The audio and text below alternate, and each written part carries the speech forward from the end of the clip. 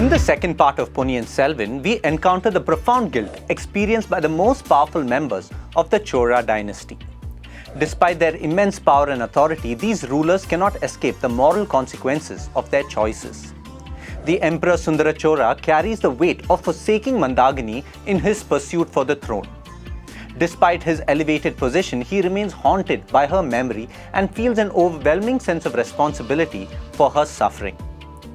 Kundavai, upon discovering Nandini's true lineage, undergoes a transformative experience of remorse. She had harbored hatred towards Nandini all her life and mistreated her during childhood. Aditya Karikalan, the crown prince and the eldest son of Sundara Chola, lives burdened by profound guilt for his transgressions against Veera Pandiyan. He believes that he deserves the same fate as the person he unjustly murdered, making it impossible for him to find solace. The experiences of Sundara Chola, Kundavai and Aditya Karikalan vividly illustrate that even the most powerful rulers are subjected to an authority greater than themselves. Their struggles underscore the existence of a higher moral law that governs their life and demands unwavering accountability. Regardless of one's social standing, whether they be kings, rulers, warriors, princes or devotees, all are ultimately subject to the judgment of a higher authority. The concept of sovereignty implies the autonomy and self-determination. It entails the right to make decisions without undue influence or external coercion. A sovereign monarch is a ruler who is said to have absolute authority and power over a nation or state. This type of monarch is the highest ranking authority within that particular domain, possessing full control over government, administration, and the laws of the territory they govern. However, in Ponniyin Selvan, we observe that these sovereign monarchs are unable to do whatever they want and escape the consequences. Although there is no court or judicial system to hold them accountable or punish them for their actions, they constantly obsess over their mistakes and are unable to move on. Their own minds become the force that holds them accountable, making them captive to their own guilt. A thinker who fleshes out this idea in great detail is the Russian author Fyodor Dostoevsky. In his book Crime and Punishment, we meet the protagonist Raskolnikov, an intelligent but poor student who contemplates and then murders a pawnbroker. He believes that extraordinary individuals are exempt from moral laws and have the right to commit crimes if it serves a higher purpose.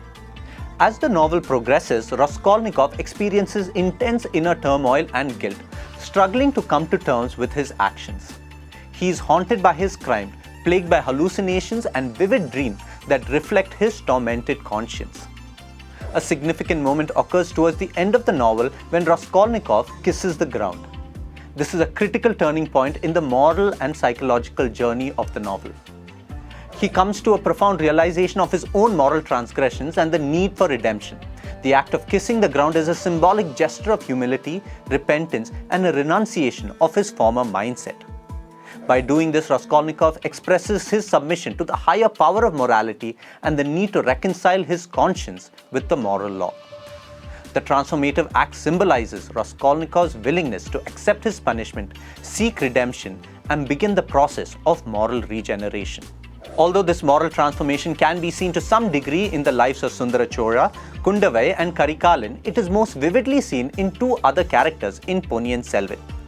First, this plays out in the life of Madurandagan, who initially betrays his own kin to usurp the throne, but later realizes his mistake and repents, willing to accept the consequences of his actions. Secondly, we see this plays out in Vandiyathevan, who feels immense guilt for not protecting Aditya Karikalan and saving his life. Both these characters' paths to redemption begin with accepting their mistakes and being willing to accept the consequences rather than to escape it. Their journey goes beyond what they initially believed would be their punishment, with Madurandagan becoming the Emperor Uttama Chola and Vandiyathevan becoming the commander of the Chola army.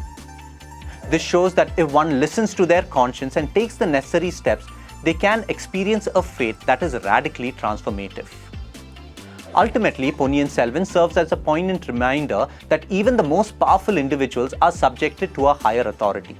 The different characters' struggles exemplify the presence of a higher moral law that governs their lives regardless of their social standing. By drawing parallels to Dostoevsky's Crime and Punishment, we see that Ponniyin Selvan emphasizes the transforming power of accepting responsibility, seeking redemption, and undergoing moral transformation.